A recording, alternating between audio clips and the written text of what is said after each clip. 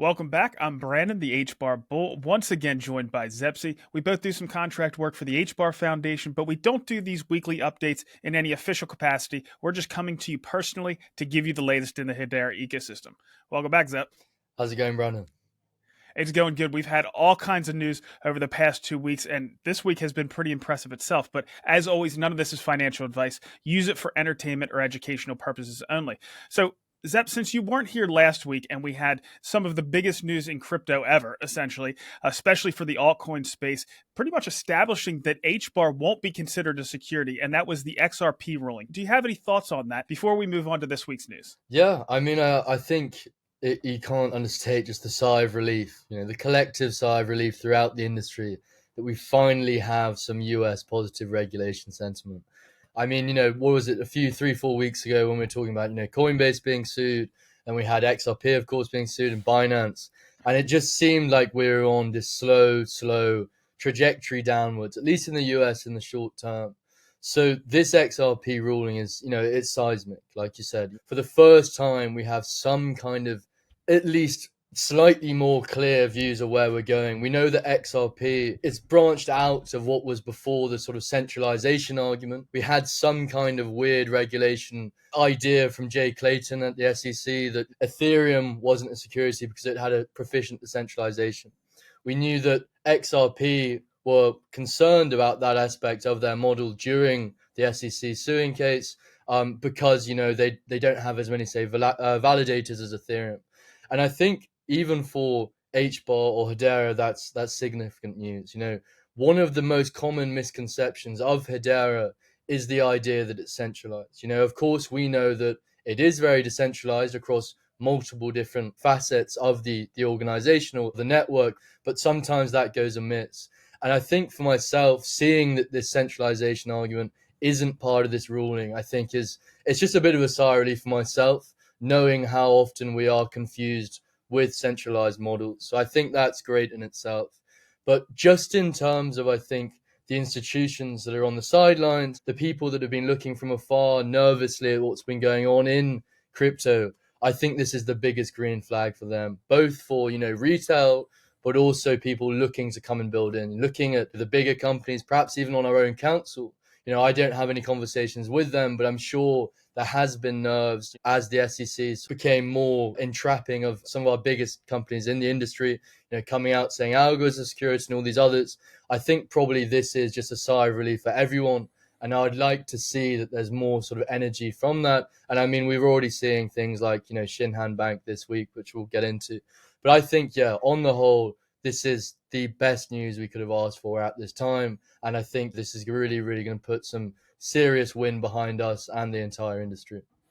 Well, there's one thing that markets don't like, and that's uncertainty. And this, of course, everything that the SEC was doing was adding a tremendous amount of uncertainty to the space. And this has started to add some clarity, which is just good for the markets. But it's also, like you mentioned, it's good for the institutions that are looking to potentially build in the space. I think, like you said, this is a green flag.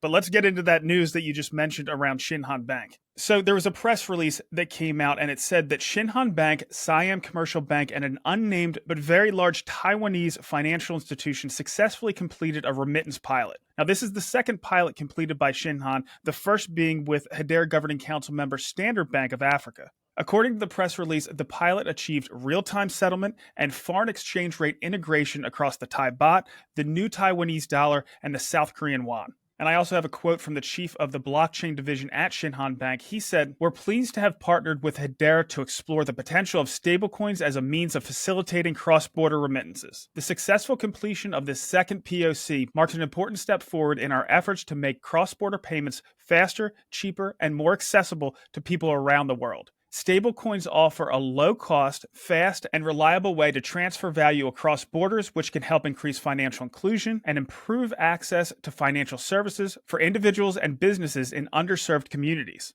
With this next phase of POC, we're pleased to have demonstrated how the use of Hedera's EVM-compatible technology helps eliminate intermediaries, reduce costs, and speed up the remittance process." So, Zeb, what was your reaction to this news? Well, I think, we're seeing Shinhan Bank, the oldest bank in South Korea, continue on its positive trajectory on Hedera, continue to double down following the first stablecoin remittance test, which in itself is a great bullish indicator for us, for the robustness of the network and so on and so forth.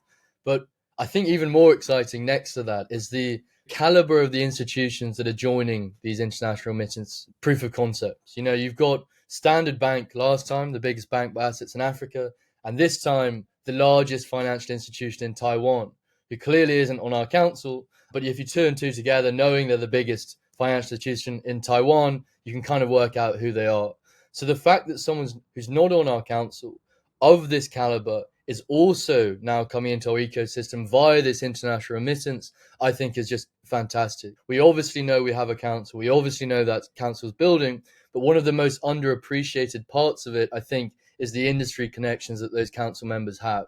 We've got Shinhan in South Korea, we've got DBS Bank in Singapore, and now we've got another Asian financial institution joining in who aren't in our council. This in itself, I think, is just a massive display of confidence in Hedera, and also a display of exactly what our council should be doing, i.e. getting other people in that they know throughout the sort of industry. But beyond that, I think one thing that I saw was really exciting was they had not just this international remittance side, i.e. sending value from one country to another country and reducing those sort of international remittance fees, but they also had real-time foreign exchange. So I don't know if that was automated through oracles and smart contracts, but I think to be able to have that sort of automated process of an international remittance that goes from border to border and takes into account foreign exchange value, like the amount of just efficiency that is covering is just incredible, which is exactly what it's all about, of course. And so again, I think that in itself was amazing. That's a new part of the remittance that we didn't see last time, again with a new institution, but it also is a testament to the power of our EVM. The Hedera EVM is obviously a part of the EVM, but it's more powerful. Once this is, we know that Swirls is trying to achieve EVM equivalence, which is, basically as robust feature set for our EVM as Ethereum. But we also have the additional utility of the HCS, i.e. the Hedera Consensus Service, and the HTS, the Hedera Token Service. So to have an EVM that takes the robustness of the hash graph and its services and the Ethereum tooling, I think that is exactly what banks are going to want. And I mean, we're seeing this now, and I couldn't be more excited to see a new institution coming in and learning more. I think next week when the results should come out. Zep, I like how we're just not giving up an inch. There are chains that focus just on supply chain, right? And we're doing amazing things there with Atma.io. We have gaming, we have traditional finance, tokenization of traditional assets. And here we have cross-border payments, which of course there's another chain out there that focuses just on cross-border payments. But I think Hedera is going to make a run to take some of that market share. So it's really impressive. And I hope these proof of concepts actually move from this stage into production, into actually coming to market. And I think that with teams like the Shinhan Bank team and their other partners, that's exactly what we're going to get. But to stay within the currency and the traditional financial space, we also got some news out of Emtech. They're building some additional tools. They had their CBDC, so Central Bank Digital Currency Innovation Kit, that they announced. Now, I know they're focused right now on smaller central banks, but I think that's going to act as another proof of concept for potentially larger institutions, larger central banks throughout the world. Any thoughts on that one? So I think one of the most exciting things about this is, we've know that Emtech has multiple product offerings. We know they had their sort of regulatory sandbox, which we saw, which I don't think had Hedera as part of it. But this CBDC initiative is one of their biggest parts of what they're doing. What they're essentially doing is enabling fintechs throughout the region they operate in, but across the globe, to come into a CBDC environment, learn about the benefits, learn how they can integrate it, and learn just the vast utility that something like this could bring. Obviously, there are concerns about CBDCs, but the exact point of this kind of sandbox, or this ability for them to play around with it, is to learn, both the negatives and the positives and sort of adjust themselves around that. And excitingly, this is the first of its kind in Web3. And of course, at the very base layers, the Hedera Token Service and the Hedera Consensus Service. So I think this is our first live real CBDC offering, actually. We of course had not centralized, which have been doing a proof of concept with ANZ Bank and the Reserve Bank of Australia. But this is one of the first ones we've seen sort of put out in sort of an open banking kind of model, I think, enabling fintechs to come in and practice with it, learn about it, and then hopefully utilize it in the future. So yeah, again, Hedera pioneering in the realm of finance. All right, Zep, and the last thing in the currency sphere, at least in the Hedera ecosystem, is WorldPay. WorldPay came out this week and did a Twitter space with Genfinity, with King Solomon. And shout out to Genfinity. They have been doing a fantastic job. But again, they were talking about their proof of reserves this week. And essentially, that's using the Hedera consensus service, the online notary on Hedera, to confirm that the reserves for USDC, the second largest stablecoin out there, making sure that the users understand that it is fully backed by reserves. And again, we have one of the Hedera governing council members coming out and talking about something that they're building within the Hedera ecosystem. Good stuff all around, right, Zep? Definitely. I mean, I think there was a soundbite that I got from the FIS Global interview with Zenobia where the guy who's being interviewed, the head of the Web3 department, said FIS Global is the biggest company you've never heard of. FIS Global is the largest payment processor in the world. So it's pretty likely that every time you make a purchase, somewhere in that sort of chain of processing is FIS Global. And so through WorldPay, they enable sort of the minting out rather, and sending out of stablecoins using other parties like Circle, like Coinbase, like Paxos, and then letting that sort of go through their chain to their end customer. So they're sort of the middleman there in the processing part. And as the middleman, they have to be able to ensure that every single USDC or every single whatever it is coming through their network is backed up one to one with, of course, the US dollar. And this becomes all the more important now that institutions are sort of piling in. When you have the banks moving in, when you have the fintechs moving in, if they're not using their own bank-backed stablecoin like ANZ is on Hedera, ANZ Bank, if they're using private institutions like Circle or whatever it might be, being able to prove that each coin is backed up by its US dollar equivalent in a bank somewhere is vitally important. One of the biggest FUD pieces we see in our industry is against Tether. Tether, of course, they don't have this proof of reserve model. They don't have, the same sort of reporting that USDC does. So I think being able to bring as much trust to the projects that do have some kind of trust, like USDC, perhaps that'll make them in the long run become the biggest stablecoin, the most trusted stablecoin. And I would assume that part of this proof of concept to ensure that would be the Hedera consensus service. So, I mean, if the biggest payments processor in the world, FIS Global, can help USDC, the second biggest stablecoin in the world, bring even more trust and transparency, and the back end of that is Hedera, that's going to take us to the forefront. And hopefully, with USDC as part of that, then our relationship there with them will get even stronger as well.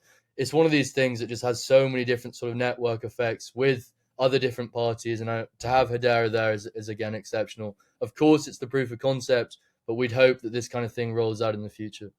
Well, we've said it over and over again that one of the most important things for Hedera and the crypto industry as a whole is to move past just value through speculation, right? We want to bring true value to other industries. And that's what we're seeing, not just on the startup and medium sized business front, but we're seeing it from these enterprises as well. So good all around. And Zeb, we'll shift from some of this enterprise discussion into something a community member put out that really caught my eye. And it really just showed the throughput compared to Bitcoin and Ethereum over the first few years. I was just really impressed to see what that looks like in a graphical form, showing that hockey stick moment of Hedera's adoption over the first few years. So good to see all around. But Zep, before we get into Shark Bites, there was some kind of breaking news, some new news that you wanted to cover, and I wanted to give you that opportunity. So go ahead.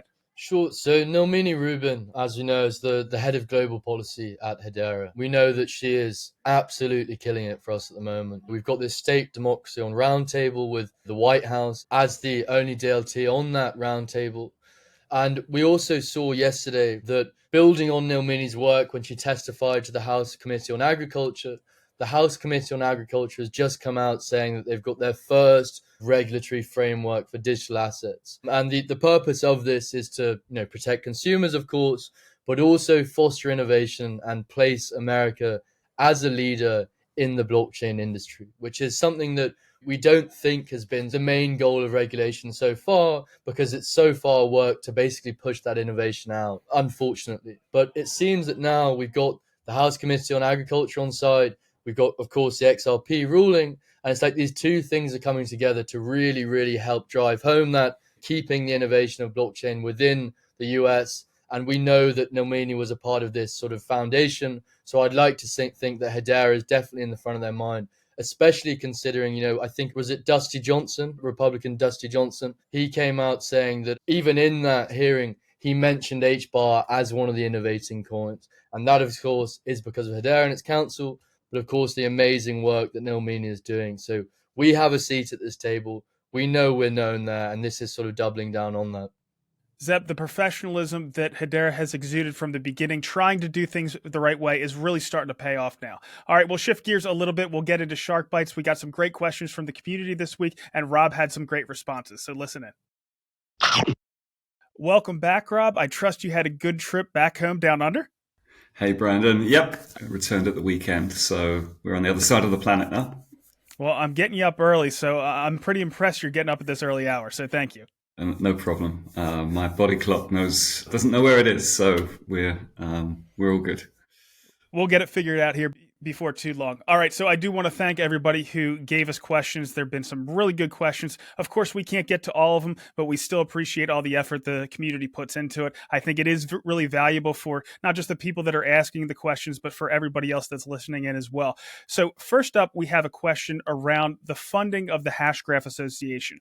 Captain Crypto asks, is the Hashgraph Association sponsored by the HBAR Foundation or Hedera to the tune of how many HBAR? And will there be transparency around the grants? That's a great question. The Hashgraph Association has actually been around for over 2 years now. Most people don't realize that it was set up out of the Swiss Digital Assets Institute back in 2021. It precedes the HBAR Foundation, and it has grown over time.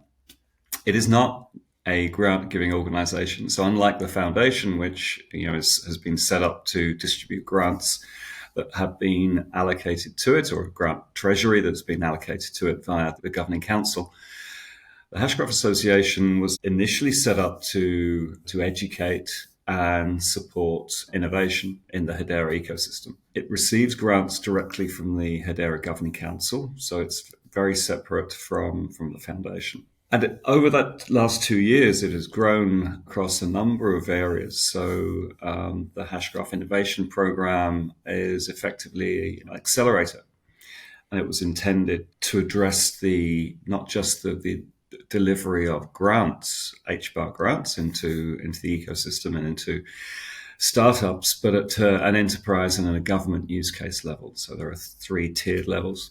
It receives its grant from the Governing Council in tranches. So it's received the tranche for the first 2 cohorts. We delivered 36, I think, through the Hashgraph Innovation Program last year. And that is just growing. Obviously, I've now joined the Hashgraph Association, and my remit is to focus on large corporates, so large enterprise and their equivalent. So imagine governing council members or their peers at that level of the spectrum.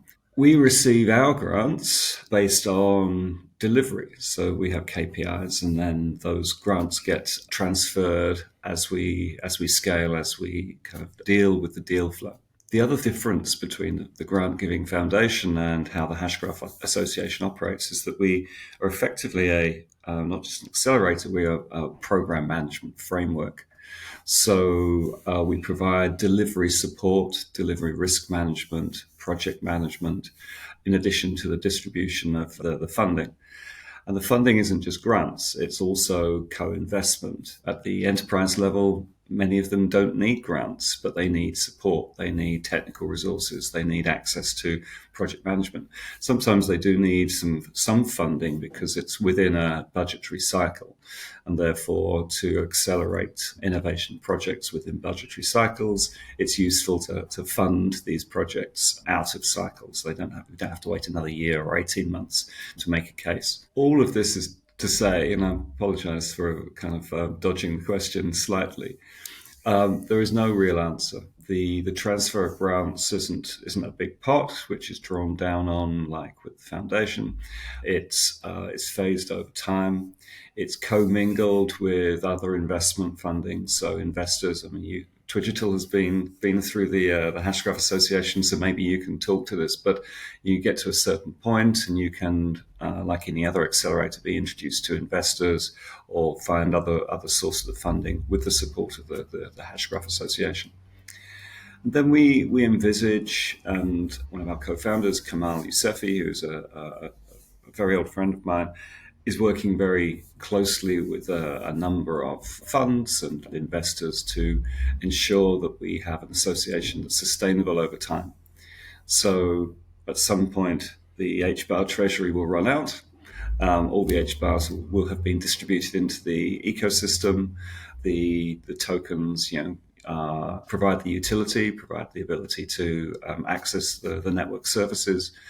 But we want to continue to grow the ecosystem. We want to continue to support growth in and on Hedera, and to do that, when you're not reliant on a single source of funding, you have to diversify. And so, working with investors, working with funds, setting up funds.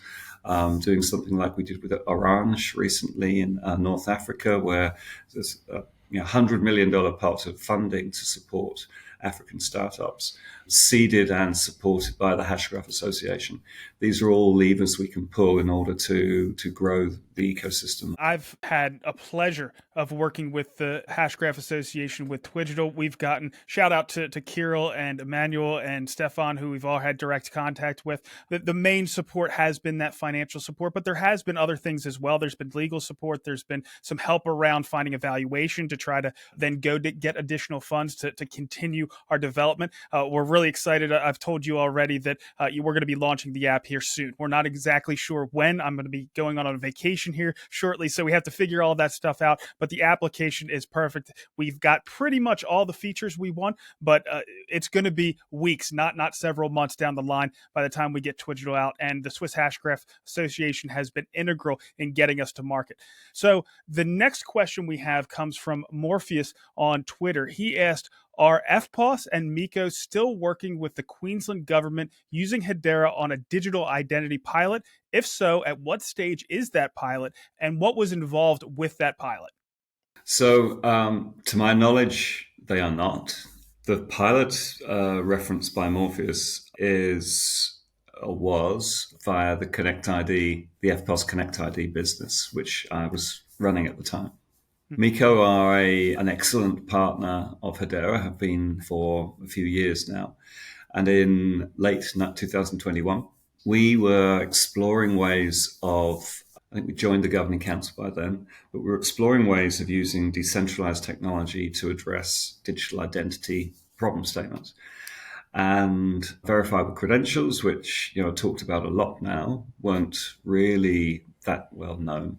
The Connect ID business was set up under a framework which is not decentralized. So it was the kind of federated model within a trust framework which was set by the Australian government and also the financial services industry.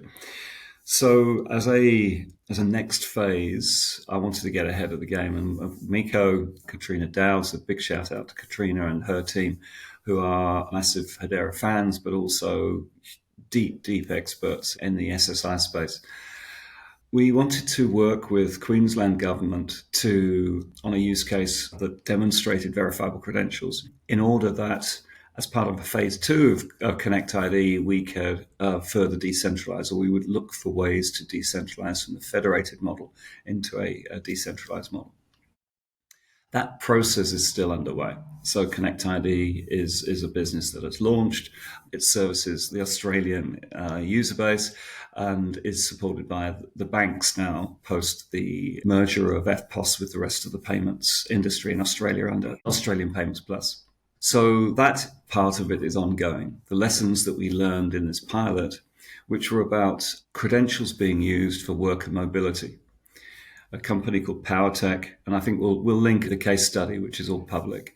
The TLDR is that it was a short pilot that demonstrated verifiable credentials that enabled workers to demonstrate using something like a driver's license or other source of certification that they could access a particular job. The use case we were looking at was a specialist driver of engineering plant turning up on site as a contractor needed to prove that they hadn't lost their license or certification for driving that big yellow machine. Right?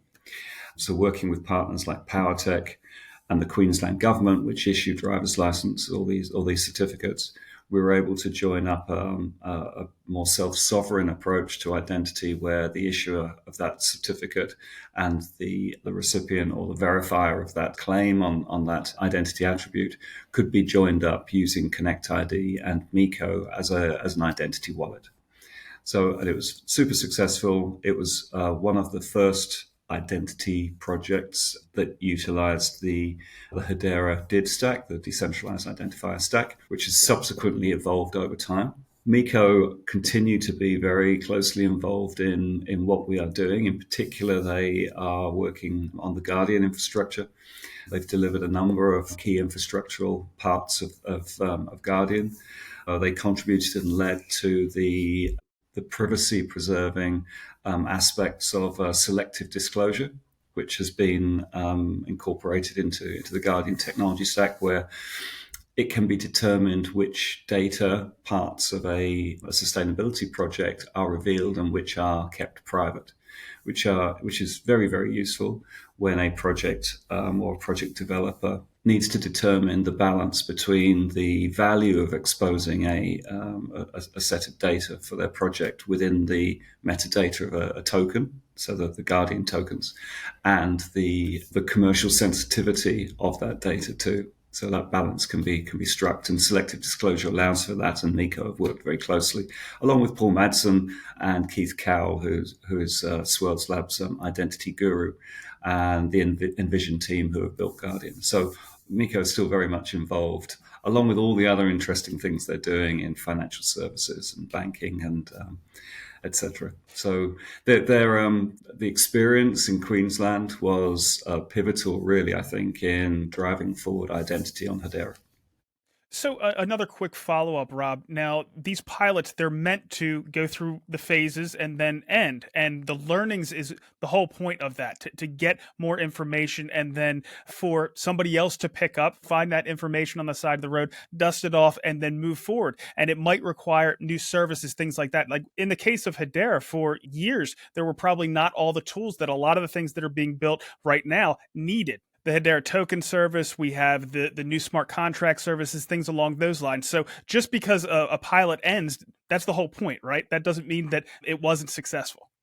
Yeah, the purpose of the pilots and proofs of concept and other kind of pre-production projects are to determine whether an hypothesis is correct or not. The concept that is proven in a proof of concept is defined up front, and then a piece of discovery work is undertaken to assist with the learnings.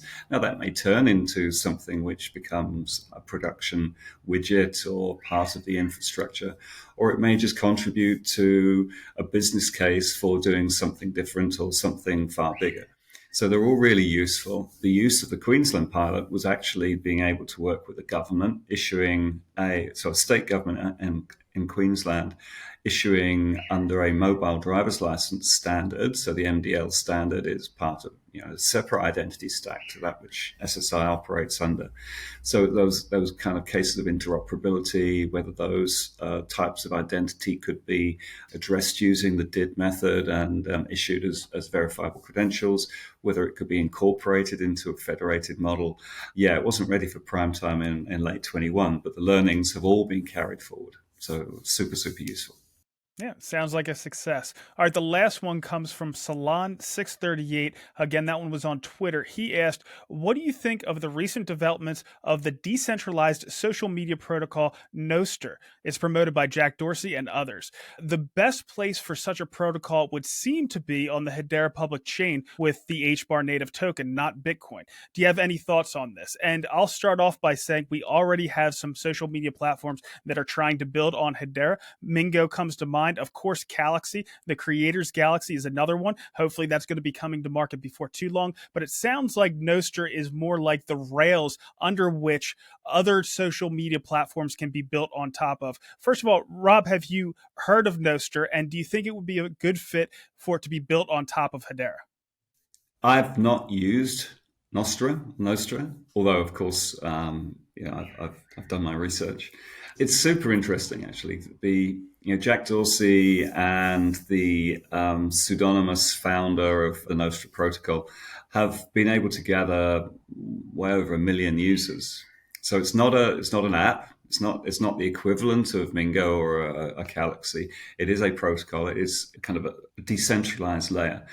And it's been designed as a reaction to the centralization, the Web2 centralization of social media platforms, the problems that we all know about, with the likes of Facebook and Google and all the big Web2 giants. Architecturally, it's set up as a protocol layer where users can choose which apps they want to use. They can share their public-private key pairs that are held in wallets or key management apps across a variety of different apps. In Nostra nomenclature, the relays are the decentralized nodes of the network. So you choose how many relays that you connect to, and the more you connect to, the more you use, the more decentralized you become. It incorporates payments as well, so what they call Zaps, which uses the Bitcoin Lightning Network, and hence, Jack Dorsey's Bitcoin maximalist desire to further push that. And ultimately, it's there to provide censorship resistance for social media applications. It's pretty limited in terms of what it does, but that's fine at a protocol layer. You share notes, you follow people, you can send these zaps. It's really, really interesting, right? And it's a good example of how innovation, open source innovation, can flourish as a response to the problems that we see with the kind of the Web2 internet. Things like Elon Musk unilaterally deciding to ban users from Twitter, for example. These are the things which we rail against. Web3 natives are offended by, because that's not how Tim Berners-Lee originally intended the internet to be.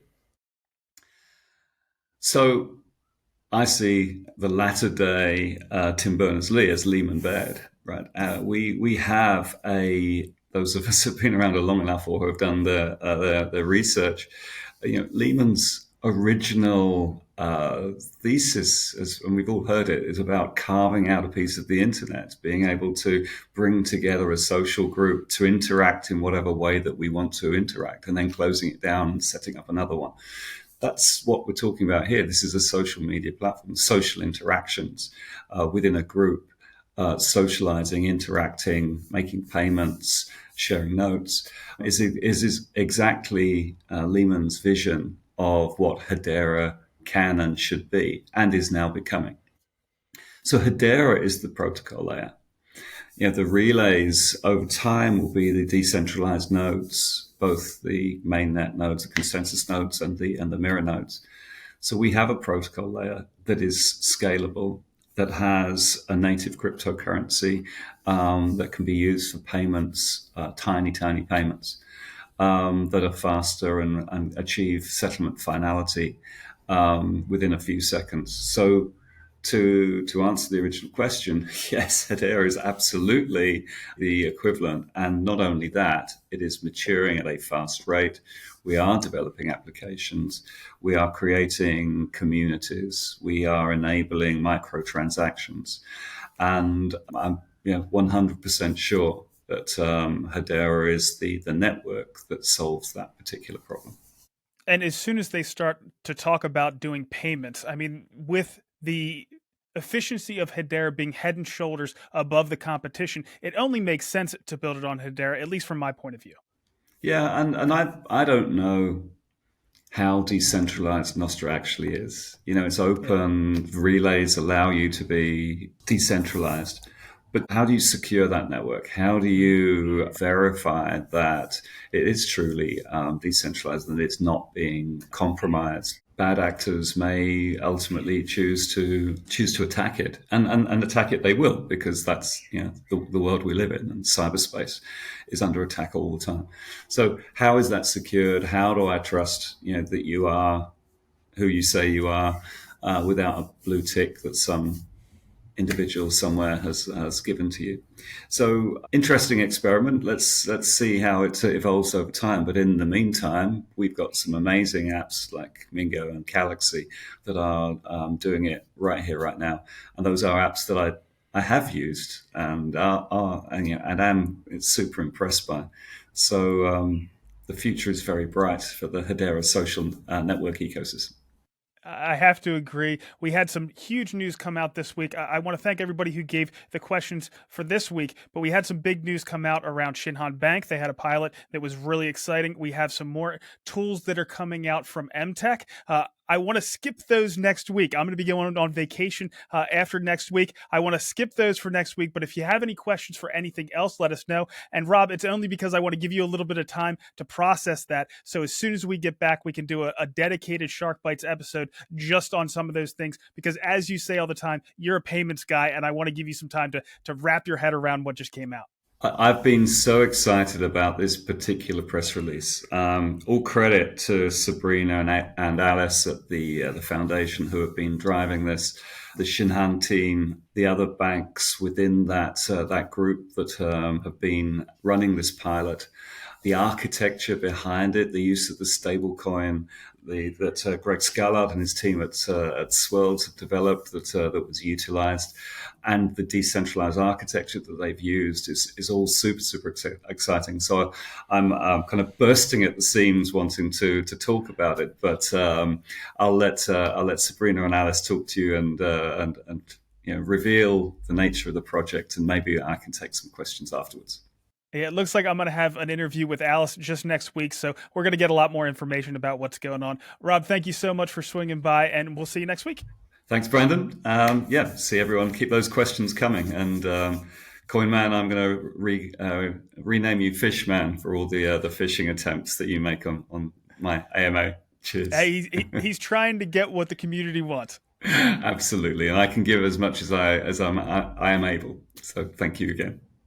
All right, we're going to keep reminding everybody, keep dropping those questions down in the comments for Rob to address next week. We're going to make one of our hard left turns here. We're going to get into some ReFi there, Rufus. We had our teams that are working in that space making the rounds this week. Can you give us some information? I know Hanyo is the first one we wanted to touch on. Exactly. I mean, given the trajectory or the financial theme of this week, it's very easy to forget that equally as large as our financial innovation, we have ESG, sustainability, and ReFi literally with their fingers everywhere, making us, the global presence for Web3 innovation and sustainability, alongside Salo and some others.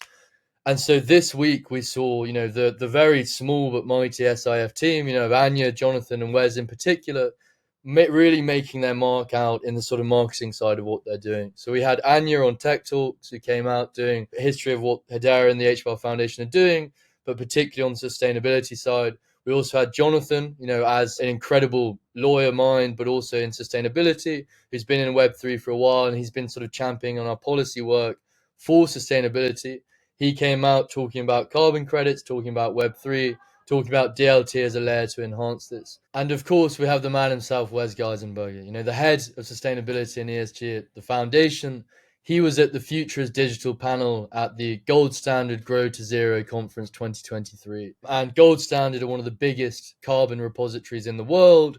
And we know that from the top down, they are basically trying to bring as much trust and transparency to their model, because their model has been put in the crossfire recently. There's been issues that a lot of the carbon credits they hold have been, retired multiple times, or aren't quite the grade or vintage that people would expect them to be, i.e. quality. And so one of the easiest ways for them to overcome this is through the transition to DLT. And so to have Wes there alongside some other ecosystem partners like the Climate Collective, to have them all there on a panel specifically about MRV and OpenAIs and DLT within this market, I think is great, because they've obviously been invited there. We know that the foundation's done extensive policy work with Gold Standard and Alcott and these other players. And so to see them all there together is great. The future is very, very bright in that side of Web3 for us. We're on the front foot, right? This is one of the things that I like about this tokenization of real world assets. But ReFi, we're certainly leading there. We're leading with AI and DLT. We kind of had to catch up with a few other things like NFTs, and we missed DeFi summer, so we had to catch up there. But we're really showing that we can lead on the front foot in some of these other industry verticals. And not only are we doing really well in some of these industries, but we're doing really well in some of the regions as well. I had a Twitter space this past Wednesday where we focused just on the Middle East. There's amazing things going on there. We've already covered the information around RackDAO and the partnership that they have with the H-Bar Foundation, but I caught up with James to give us some specific information about this partnership. So listen in. James, to start off, can you just explain what RackDAO is, its goals, and its mission? Sure. So RAK standing for Ras Al Khaimah. It's one of the Emirates in the UAE, United Arab Emirates, and DAO being Digital Asset Oasis. So we're the first free zone in the world dedicated to Web3. So we are there to sort of license and support companies throughout the digital asset, virtual asset Web3 space. I guess our mission is to build the best Web3 ecosystem we can with all the necessary components with the help of our partners, such as HBAR. So from layer ones, layer zero, layer ones, dApps, toolkits, security, gaming, metaverse, just all across every vertical of the Web3 space, including VCs, funds, foundations, accelerators, incubators. So we're building this infrastructure for companies that want to come there, start up, scale up, and build basically. So I guess we have a few tricks up our sleeves, and really we want to be like a venture studio, incubator, accelerator on steroids, if you like. Well, Hedera is building in all those verticals, so this is certainly a good partnership, but I'd like to expand on that a bit. Why has RackDAO decided to focus on this partnership with the H-Bar Foundation to help foster innovation within the Hedera ecosystem? Well, I've known the HBAR team for quite a while now, and I've just been impressed with everything that they've done. A very professional organization. Obviously, they are Hashgraph DLT, if you like, that people can build on. The foundation itself supports startups and scale-ups. So the partnership which we're developing together is a partnership where each company benefits from, including all of the companies that come in and get licensed at RackDAO. HBAR benefits, we benefit, the country benefits. So I think there couldn't be a better one to start with, Hedera, Hashgraph. So I think that's where we're starting. And we've got many new announcements to come up after this. And of course, many of these other companies that we're partnering with are already partners with HBAR. So it's a really good place for us to start. Well, that's one thing that I've noticed is it seems like a lot of Web3 companies are kind of flocking to the Middle East and specifically to the UAE and Dubai. Can you give us some insights into why the UAE is embracing that DLT technology? Well, I've been in the UAE now for 17 years, and they've always embraced technology. New tech is something they always want to be the leaders in supporting it, using it, getting those companies over to the Middle East. And DLT, blockchain, we basically started back in 2015 with the Global Blockchain Council. So that was pretty early on for any country to get involved, let alone governments to get involved in supporting this industry. So it all started there, and then it just grew and grew. Regulations have come into place through various regulators. So we actually have 4 different regulatory bodies at the moment looking at this. And supporting it in a good way. So not looking at how to pick holes in it, but looking at how to really embrace it and make it safe for everyone to use. So notwithstanding the country itself, the UAE, it has a lot of benefits from being here, great place to work, good way of life. And it seems to be where all the events are these days as well. Yeah, there's no question about that. Now, you talked about some of the verticals that you're focusing on, and they align with the verticals that the HBAR Foundation strategy is going after as well. So what kind of businesses would be a really good fit for RackDAO early on? Well, we started licensing companies a couple of weeks back, and there's a real wide array of different companies and at different stages. So the way we saw ourselves really was developers that are looking at new projects that they have. They want to come into RackDAO, they want to form a business, and they need building blocks. So you need to build on something. So you can build on Hedera, You can get grants from HBAR. You can have all the DApp support and security, and even the ecosystem will include accelerators, so you can become part of those as well. We'll do pitch days and education. So it's just types of companies from all stages, but we really see a sort of benefit for the beginners, scale ups and the likes. Yeah, makes perfect sense. So how can Web3 builders that are looking, that are actually already in the Middle East, or they're looking to expand into that region, how can they get involved with RackDAO? Well, just reach out to us on our website or email or on Telegram. And either as a company that wants to set up its business and be licensed in the UAE, of course we do that. But on the other side of the coin as well, whether you want to be a partner, I mean, maybe you have something that we think the ecosystem would offer. We're not excluding anyone from this partnership agreement, so we're looking at all different types of partners. As you well know, there are a few different blockchains out there today, so we're not just going to have HBAR, and HBAR doesn't want us just to have HBAR, or Hedera. So it's reach out to us, and we'd be happy to entertain you. I'd like to say, we're also going to be accepting crypto payments as well, in the form of getting a license and other products and services, and eventually we'll have a DAO as well, so that people can set up a company in different structures, limited liability, and DAO will be our offering hopefully before the end of the year. That's fantastic, James. Thank you so much for swinging by today and just giving us a quick insight into RackDAO and everything you're building. My pleasure. Thanks for having me. And Zep, one of the teams that is working really hard in the Middle East is Toko. They're working with Quarter Homes. The last time I talked to that team, they were actually in the Middle East, but they're making some noise in some other areas, right? Of course. So, DLA Piper, of course, have been one of our champions since the very beginning. One of our early council members that saw the value in the hash graph and most immediately in real world asset tokenization.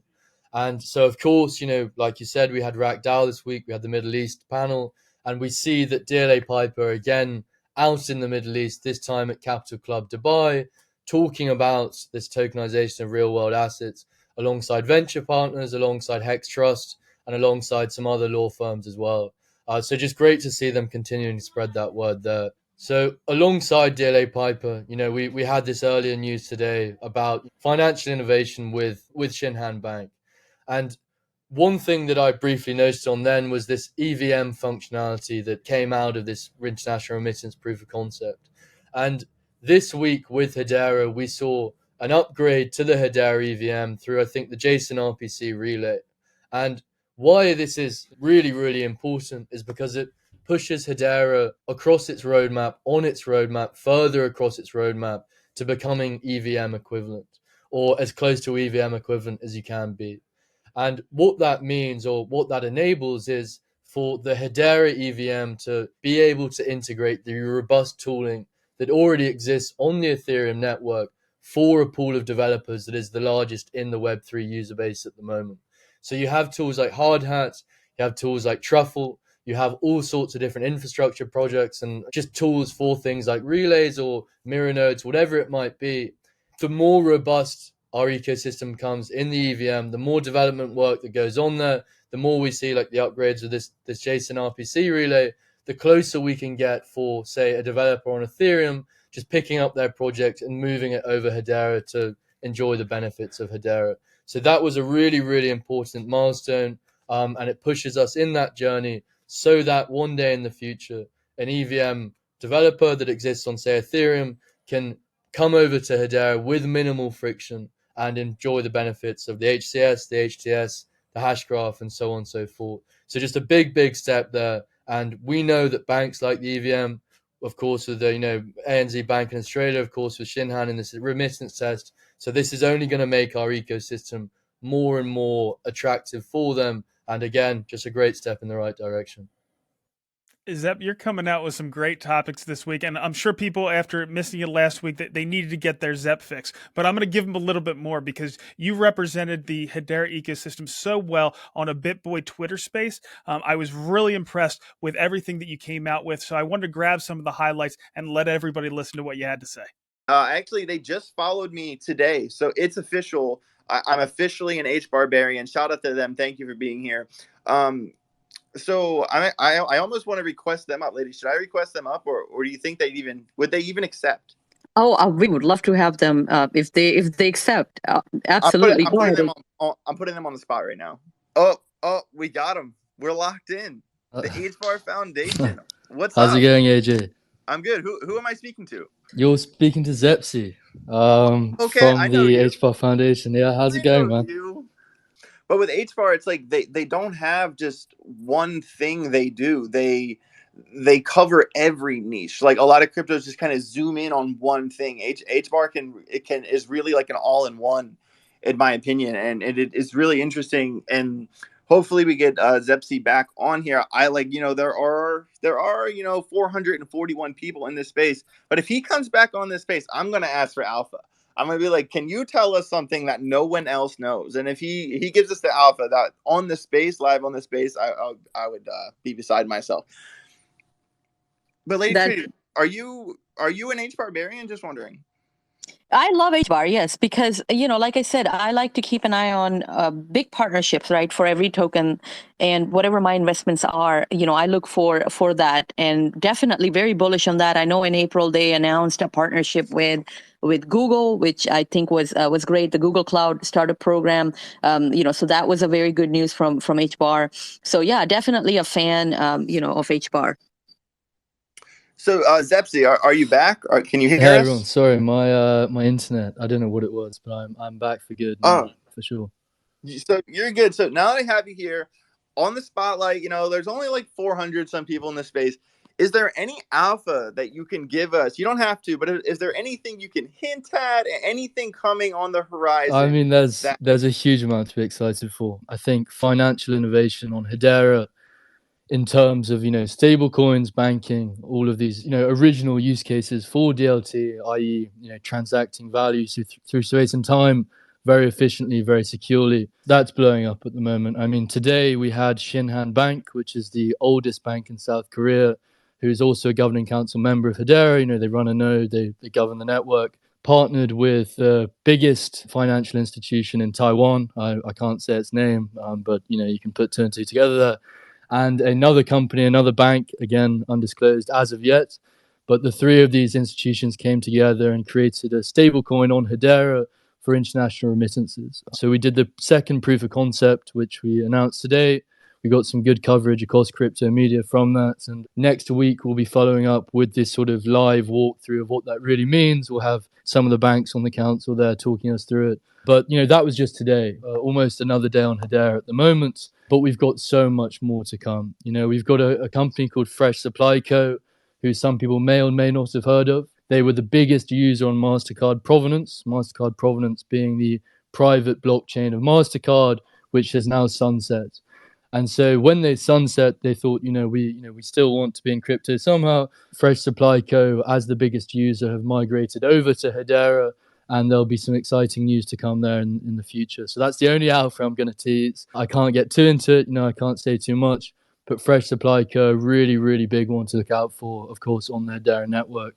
But, beyond that, we've got the Google startup, the Google Cloud startup, which is going on at the moment. We had our integration with ChatGPT, which was a fun one. We've got real world asset tokenization going on with, Toko, or with DLA Piper, which is one of the biggest law firms in the world. They've tokenized a lot of different real estate across the world in all sorts of different countries, and there's going to be a lot more coming from that as well. We had Aberdeen, which is one of the biggest asset managers in the UK, £508 billion assets under management, tokenizing their funds again on Hedera. You can see the partnership recently with Arcax. But this is just scratching the surface. Every week there is something new on Hedera. And King Solomon, I see in the channel here, he's one of our biggest supporters, and he does an excellent job of covering our entire ecosystem. So if you guys want to find out more, he's got his own company called Generation Infinity. They cover a lot.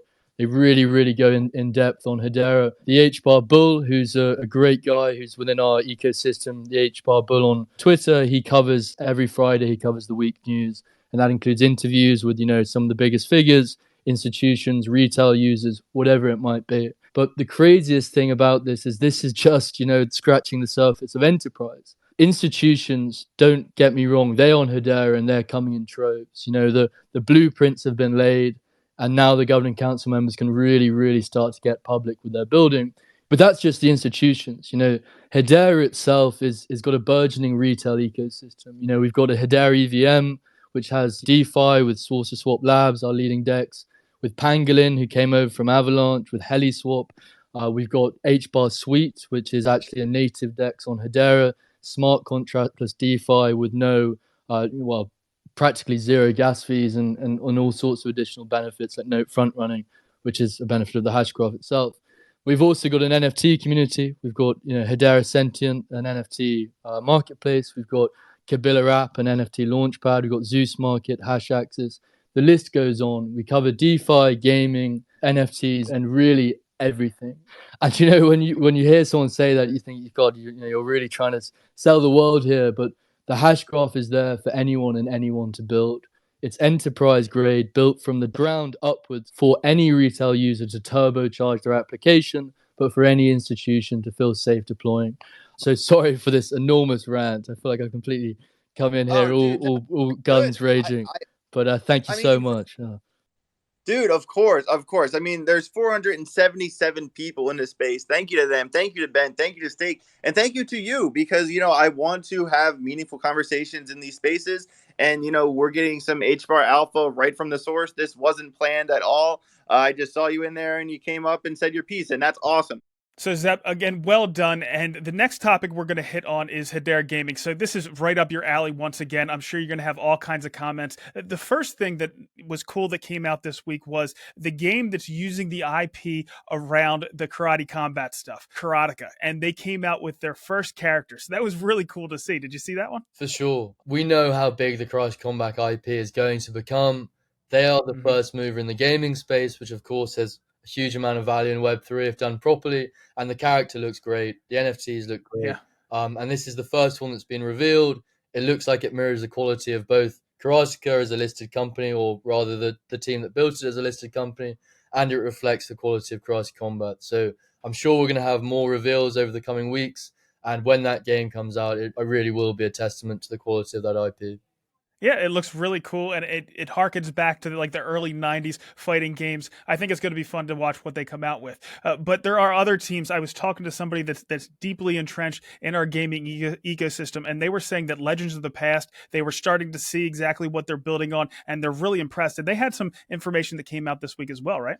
Yeah, so Legends of the Past were at FCC in Paris, which is one of the big Ethereum conventions. And we had Baz, no better than the man himself, who's a massive Hedera bull. He's building a great product on Hedera, targeting mobile Web3 gaming, mobile gaming being the fastest growing aspect of gaming as an entire ecosystem. And so to have him out there as someone that has been in Web3 for a long time, who can talk the talk on across Web3, not just on the Hedera chain, which means that he can talk to people in Ethereum language, tell them about the benefits of Hedera, tell them why he's building, and so on and so forth. So a great figure to have out there for us, a great role model, and a great ambassador for sure. So, and another thing while we're here in the gaming space is I wanted to touch on Kabila because they came out with some stuff this week, and I think of them as an NFT launchpad for our creators. I don't necessarily think of them in the gaming realm, but they are doing some work here, right? Yeah, so they've introduced their sort of minting facilities into the realm of gaming. So we saw that a team called Oxygen, who are a Spanish team, I believe, who are at an esports competition called DreamHack Spain. Kabila worked with them to mint their first NFTs as a team on Hedera. Gaming is massive. Esports is huge. You can get a passport to live in the US with an esports. That's how big it is. There's a huge amount of money in it. And, I think that NFTs just for a team itself is a nice early introduction for them so that they can wrap their head around the utility of it and then hopefully move into it in a more important part of their infrastructure as games or whatever it might be as we move forward. So this is a great entry point for a team who are in gaming to understand the value of NFTs, and that's all been facilitated by Kabila on Hedera. So it's great to see them making that sort of headway into gaming for sure. And the last thing we wanted to touch on in the gaming space is around both Earthlings and Hashpack. And not so much in the gaming development because Earthlings is doing an amazing job there, but they focused on the efficiency of the Hedera network and the cost efficiency of the Hedera network around minting a significant amount of NFTs on Hedera. I mean, for sure. We know that we've always preached the efficiencies of Hedera, but when you can really see it out at scale like this, that's when it becomes exciting. So they airdropped 21,361 NFTs, I think, into 10,562 different wallets, and it only cost $161. So that's just that's insane. You could try to do that on Ethereum and you'd be paying 10x, if not more than that. Seeing this kind of use that we know has already always existed, but seeing it live in action on that scale, I think is fantastic. And where better place to build when you look at something like this? All right, so yeah, really impressive across the gaming space. We're going to take one of our left turns here. We're going to get into DeFi with Saucerswap, who has become really the juggernaut within our DeFi ecosystem. And they have some new information coming out, so I caught up with Peter from their team to give us some more information. Welcome back, Peter. Thank you so much for having me, Brandon. Great to be here. Absolutely. So, Peter, Saucerswap has established itself as the clear leading DEX as far as Hedera goes. What do you attribute your success to? Yeah, I mean, this last year has been quite eventful. There's been various DEXs that have launched. In addition to Saucerswap, the whole ecosystem has grown. There's been a lot of great projects that have launched. To answer this question, I was actually reminded by an interview with a member of the SpookySwap team. And so for those listening who don't know, SpookySwap is the leading DEX on the Phantom network. And in that interview, Owen Palmer, who's their business development lead, he mentioned how the first year of SpookySwap, their kind of whole strategy was just dedicated to establishing its place as the leading DEX. And then in the second year, they had an opportunity to develop more freely and come back to some cool features that had been on the back burner. And I was just thinking about that the other day because we're coming up on our 1-year anniversary for Saucerswap, and I think our story is shaping up to be something similar. So in the last year, Saucerswap has, established itself as the leading DEX, and I attribute that to a few reasons. Number one was, of course, Saucerswap was the first viable mover. It's a proven indicator of success across industries. The second reason, and I don't think this is mentioned as much, but I think it's very important. Of course, the H-Bar Foundation was a huge reason for Saucerswap's success. We received a liquidity mining incentives grant for the first 6 months of our protocol. And after that 6-month period, I should say, from the beginning, we wanted to have a clear strategy for how to transition off of the grant. And we came up with a mechanism that allows us to provide H-bar rewards indefinitely to yield farmers. And so in February of this year, we were able to announce that following the end of the H-bar Foundation grant, we could transition to the sustainable model. So that was, I think, a turning point for Saucerswap was that transition off of the grant. And I think the last reason has just been the hard work, not only from the core maintainers of the protocol, but there has been some awesome tools and other products that have been built around Saucerswap using the Saucerswap API. And I don't think it would be a fair answer without mentioning some of the teams that have built stuff around Saucerswap. So I do want to mention Felix the Whale has built some Discord price charts called Hashbot, and those are awesome. So in the Club HBAR server, as well as our Discord server and probably some other servers, you can see those price charts, and those are all coming from the Saucerswap API. Nuber is another guy from our community who built an analytics site called HashChads. So it's hashchads.app is the URL, and it's great. It's kind of like a sort of like a DEX tools interface, but it's still a work in progress, I know, but that's awesome. And that uses Saucerswap API. There's another member, Iron, who built some price bots and has worked with us on some other features as well. DaVinci is another product that is actually DEX agnostic, so it does work with the other DEXs as well, but they built like an LP token time locker. So for projects who want to lock up some liquidity, it's now easy to do that. And then, of course, Hashback, none of this would be possible without Hashback. They're, kind of the backbone of the whole ecosystem and just an incredible team to work with. Our partners, Headstarter and Stater and Hedera Sentient, which is really gaining some great traction in the last few months. So that's been awesome to see. So I think it would not be a complete answer without mentioning all of the other stuff that's happening around Saucerswap and all of the great success in Hedera generally. So I think those are some of the reasons for our success so far. Those are some great points, and kudos to your team for everything you've done as well. I mean, of course, you have to have all your partners and all your users as well, but you guys really have done a really good job at executing. But at the same time, you're trying to build this decentralized application. You also had kind of a stigma, or another challenge out there, and that was the regulatory thing that can cause all kinds of anxiety and concern and everything like that. What are your thoughts on the regulatory bombshell that came out last week around XRP, which, kind of alleviates a lot of the concern, at least initially? Yeah, I mean, that news was, it came out of left field for me. I don't really follow, wasn't following the Ripple lawsuit that closely. I know some people are really in the weeds there. So when that came out, it was a surprise.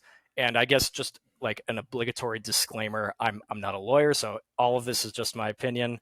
But I mean, it's overall really exciting news for the industry. And from my understanding, it may provide a precedent for other tokens to be deemed non-securities.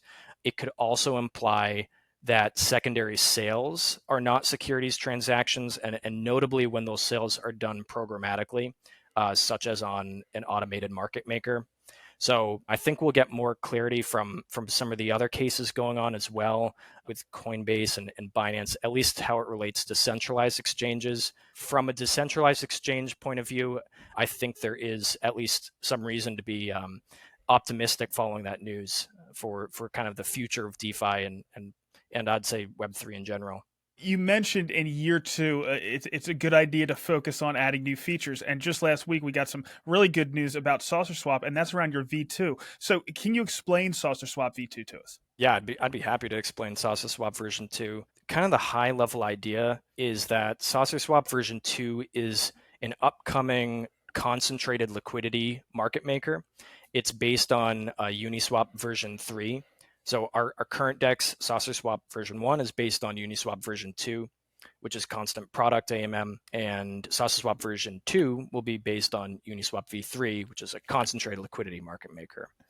And the big difference between a constant product AMM and a concentrated liquidity market maker is the ability for liquidity providers to control what price ranges their capital is allocated to.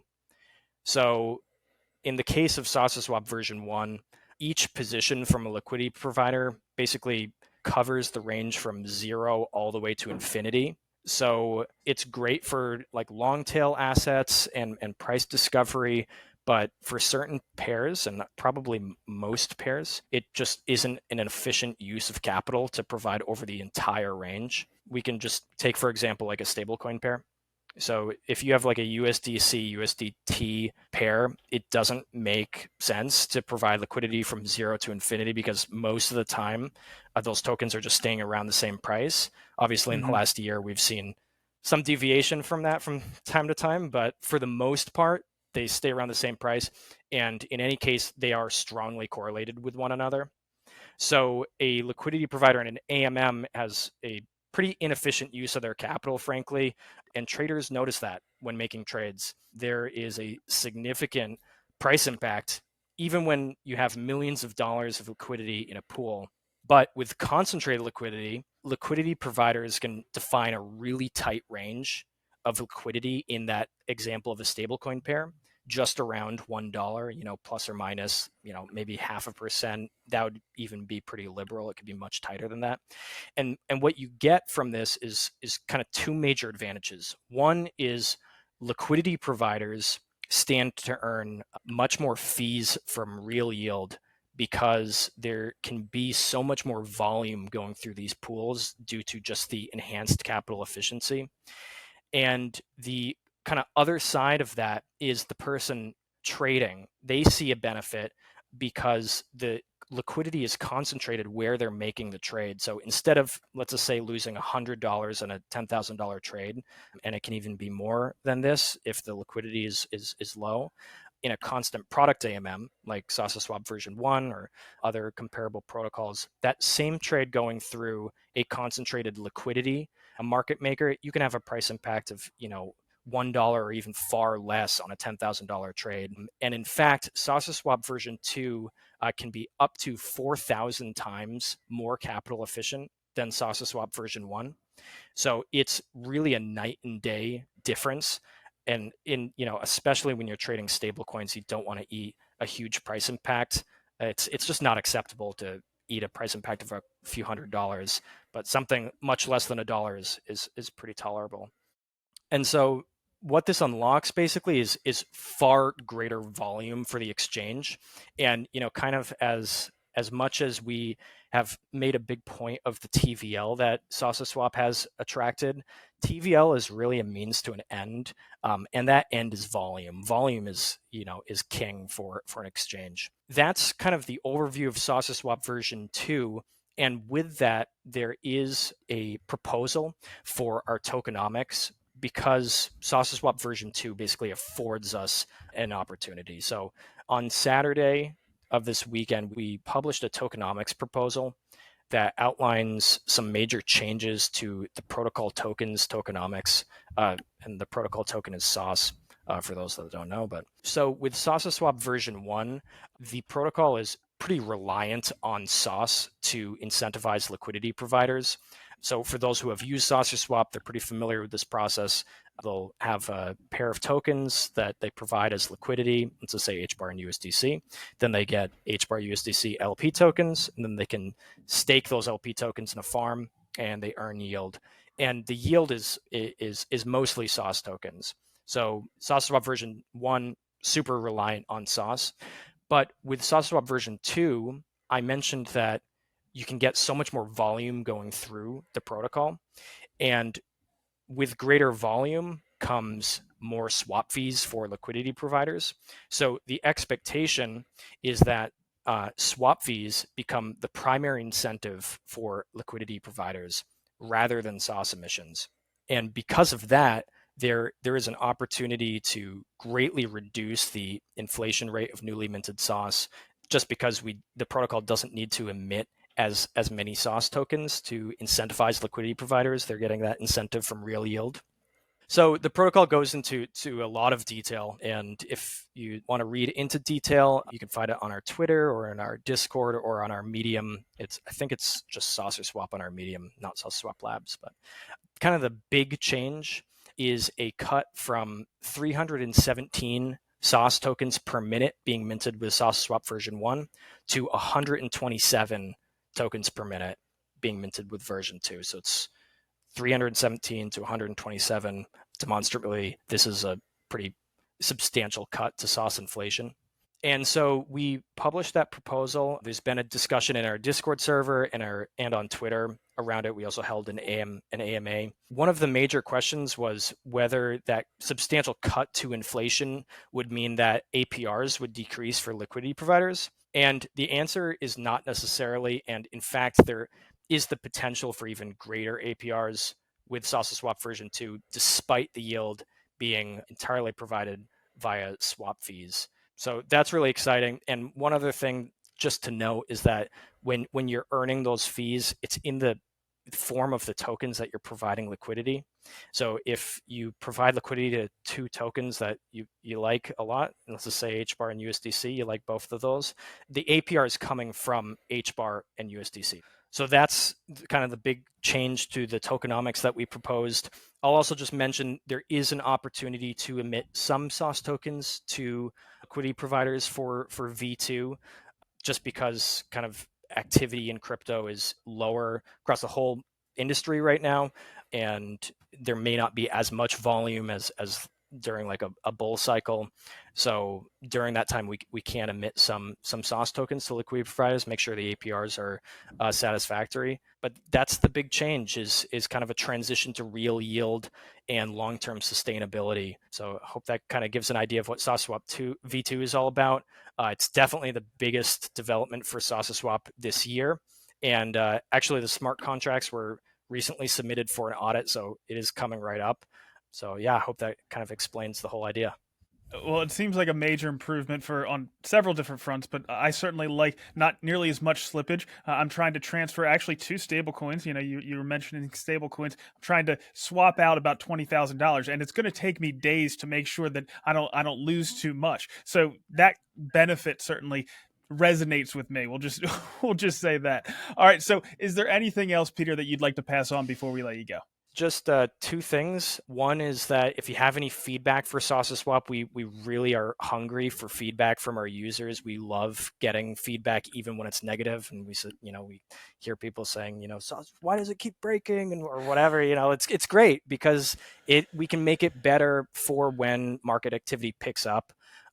So please, if you have any feedback on Twitter is good. In our Discord is probably a little bit better, but just voice your thoughts. And I guess the second point I'd kind of leave with is that the tokenomics proposal I mentioned is just that. It's a proposal. So we encourage everyone to hop into our Discord, talk about that as well.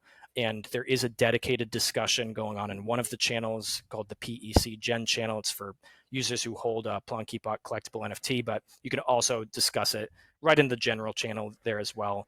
So yeah, please join in on the discussion and help steer the direction of Hedera DeFi and Saucerswap. Well, again, Peter, congratulations on your success, and thank you for swinging by today and giving us an update. Awesome. Thanks for having me, Brandon. It was great catching up with Peter, but let's get to some network analysis. All right, taking a look at a transaction volume over the past 24 hours, we've had 111 million transactions, an average TPS of 1.28 thousand per second. We had a little bit of a dip, but it seems to have bounced back up recently. And we had a max TPS of 7,600, so impressive there. Our time to consensus is just about 5 seconds. Over the past week, we've had an impressive 40,000 accounts created on the Hedera network, which has taken us beyond an important milestone. We have over 3 million total accounts on the Hedera network. The thing that blows me away about that is I think looking at the Dragon Glass here right now, 1 million of those accounts have been made in the last 3 months. And to think how quick that has come is definitely a testament to the growth of retail, I think, through things like DeFi, through things like gaming, through things like Karate Combat. So it's really, really exciting to see that sort of momentum coming with the accounts. With accounts becomes more marketing, with accounts becomes more people in our community, with accounts just becomes more developers and everything. A developer looking at building on Hedera, one of the first things they'll look at is account creation. So really, really exciting to see that, and hopefully that trajectory that we're on, only continues. Yeah, couldn't agree more, Zep. And moving down to our fungible tokens, we still have Wrapped-HBAR in that top spot. We have Energy Trade Token, which does a lot of transactions due to their faucet. We have Sauce, the native token of the Saucerswap platform. We have Dovu. We have the meme coin Zero, Bull Bar, which I don't know much about that one. We see USDC, Bones, XSauce, and another version of Wrapped Hedera rounding out that top 10. And Zeb, we missed your NFT commentary last week. So do you have any information on our NFT ecosystem this week? Yeah, so Hedera Sentient, I think, had sort of all-time highs in terms of transactions, in terms of NFT sales. They had over 700 NFT sales in just 24 hours. So that was a new record for them. So that's in a slightly depressed overall NFT market throughout Web3. It's great to see that we have a marketplace making all-time highs, at least in some kind of metric. So really exciting that. And I mean, the Sentient marketplace is great. Alongside that, we had the Yammies verse. And so Yammies, of course, is the brainchild of the team behind AdStacks, the former highest TPS driver on the Hedera network. They had their own trailer about their new game that's coming out. And the trailer looked really cool, actually. And I'm excited for that. I don't know much more about when it's going to come out or anything like that, but I was impressed by the trailer and definitely excited for that. Yeah, it's exciting for sure. With that, let's go ahead and get into some DeFi. Looking at DeFi Llama, not including standard liquid staking, we're up to about $27.5 million total value locked. 22.5 million of that is on Saucerswap, and we've had a swap in the number 2 spot, with HelloSwap taking silver with $3.5 million total value locked, and Pangolin rounding out the top 3 with 1.3 million. The farming rewards on some of Saucerswap's popular trading pairs are 8.5% on HBAR X, 28% on HBAR Sauce, 37% on HBAR USDC, and 43% on HBAR Karate. Over on HelloSwap, we have just about 7% on HBAR X, 84% on HBAR and their native token Heli, and 32% on HBAR USDC. Moving over to the HBAR and crypto markets, Bitcoin is up slightly on the day and down about 3% on the week. HBAR has had a pretty darn good week, up 8% over the past 7 days, and is down about 1% on the day to 5.6 cents at the time of recording. We did have a nice spike into a key area between 5.8 and 6.1 cents where the ascent was rejected. So this will be a key area to keep an eye on moving forward. In terms of support, I'd look to 5.3 to 5.4 cents. Still, unless there's a major reversal on the regulatory front, which I don't see coming, or serious macro headwinds, I think we're in a pretty good spot in the altcoin market. All right, Zeb, that's pretty much all we have. Is there anything else you'd like to pass on? I mean, the next generation of finance is being built on Hedera. I think that much is clear. You know, we have Shinhan Bank, the leading bank in South Korea, or the oldest bank in South Korea, working with the biggest financial institution in Taiwan, having already worked with the biggest bank in South Africa, again on stablecoin remittances on Hedera. So the caliber of these institutions, all working on Hedera, all for an end goal of making finance more efficient, I think that tells you everything you need to know. But then you combine that with the fact that WorldPay by FIS, you know, the biggest processing payments company in the world, are also creating a proof of concept on Hedera that could potentially bring trust and transparency to one of the biggest innovations in the whole of Web3, which is stablecoins. You know, we've got the biggest financial institutions in the world building on Hedera at the moment. And then you combine that with Emtech, who are working with some of the leading banks in their own region, some of the emerging banks in their own region, and they've just developed the first CBDC innovation kit in Web3 on Hedera, both the token service and the HCS. I mean, that is just, you can't even comprehend how fast or how incredible that is. And then the thing that even blows that out the water is that's only a single facet of Hedera's utility. We've got Hanya, Jonathan, and Wes leading the frontier of Web3 innovation on, you know, carbon credits and climate tech and climate finance. It's almost impossible to comprehend all of the pies that Hedera's got its fingers in. And this is just, you know, the biggest testament to all of that this week. And I can't wait for what happens next week. And let's not forget about Toko, who has a 5-year head start on trying to bring Larry Fink's vision for the future of financial markets to fruition with tokenizing securities. We have Aberdeen already tokenizing billions of dollars worth of their fund, all secured on the Hedera network. Exciting stuff all around. And I do want to give a quick update on some other things we have going on. I did that interview with Mance and Lehman last week, and it went really well. I have another interview with Shane and Elaine from the H-Bar Foundation. Both of those interviews are going to be posted in early August. I'm supposed to be doing an interview where Mike Maloney is actually going to get an update from me on H-Bar. That should be next Wednesday. I'm not sure exactly when he's going to post that. Also, next Wednesday, I have a Twitter space on NFTs and consumer engagement with Alex Russman, the head of the Metaverse Fund for the H-Bar Foundation. So that should be a fun one. Don't forget to put your questions down there in the comments for Rob for Shark Bites for next week. That's pretty much all we have. We'll see you next week.